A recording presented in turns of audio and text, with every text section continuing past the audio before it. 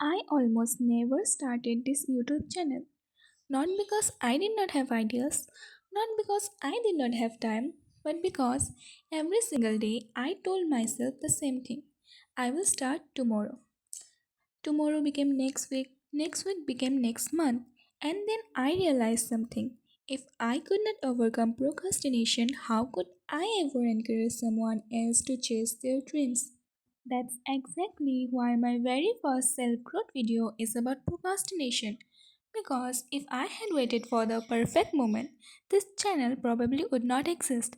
Most people think procrastination simply means being lazy. But what if I told you that's not true? What if the real reason has nothing to do with laziness? Your brain is not trying to ruin your future, it's trying to protect you. Whenever a task feels difficult, boring, confusing, or overwhelming, your brain interprets it as discomfort. Deep inside your brain is a small structure called the amygdala, which is responsible for processing fear and emotions.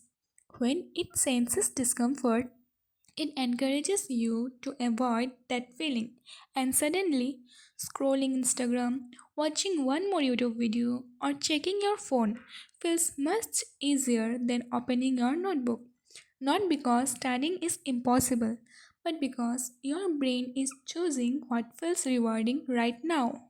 Psychologists explain this using a concept called temporal discounting.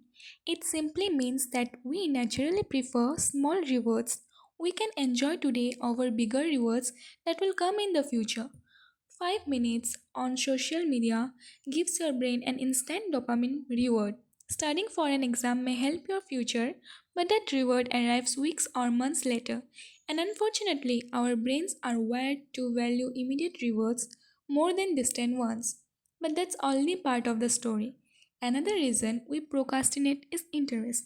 Think about it. You can spend hours watching your favorite series or scrolling through social media without realizing how much time has passed. Yet, reading 10 pages of a textbook can feel exhausting. The difference is not your ability to focus, it's your level of interest. Your brain naturally pays more attention to things it finds enjoyable or meaningful. That's why one of the best ways to reduce procrastination is to connect your work to a bigger purpose. Don't study only to pass an exam. Study because every chapter is preparing you for the person you want to become. Not all procrastination looks the same. Psychologists often describe two common types: passive procrastination and active procrastination. Passive procrastination is what most of us experience. We delay because we are distracted, anxious, overwhelmed, or afraid of failing. Later, we feel guilty for wasting time. Whereas active procrastination is something different. Some people intentionally postpone tasks because they believe they perform better under pressure. Although that may work occasionally, relying on last minute stress is not a healthy strategy. It increases anxiety, reduces the quality of our work, and eventually becomes a habit. There's another hidden reason behind procrastination: perfectionism. Sometimes we don't delay because we are lazy. We delay because we are afraid our work won't be good enough. So we wait for the perfect mood, the perfect plan, and the perfect time. But as Voltaire wisely said, perfect is the enemy of good. Perfectionism often disguises itself as productivity.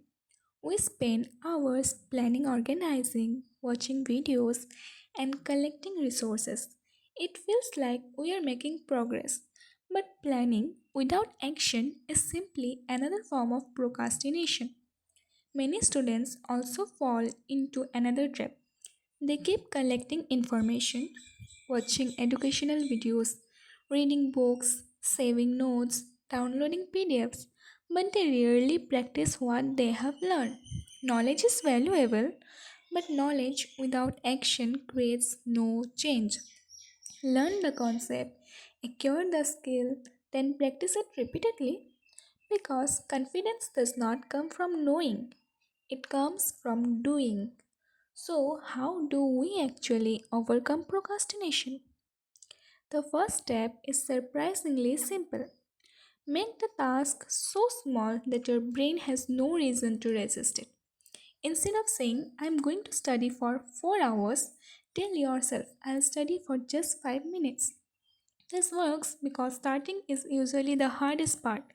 Once you have been working for a few minutes, your brain gradually enters what psychologists call the flow state. Flow is a mental state where you are completely immersed in what you are doing.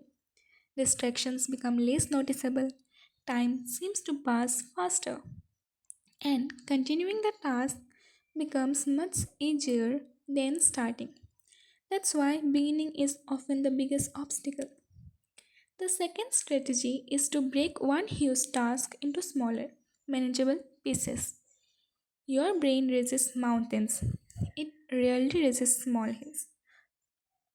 Third, reward yourself after completing each small goal. Our brains love rewards. Instead of letting social media become your reward before working, let it become your reward after working.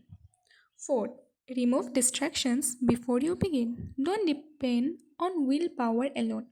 Put your phone away, close unnecessary tabs, create an environment that makes focusing easier. Success is often less about self control and more about good systems. Finally, remember this: most people wait for motivation before they begin, but motivation rarely comes first. Action comes first, obviously, then motivation follows.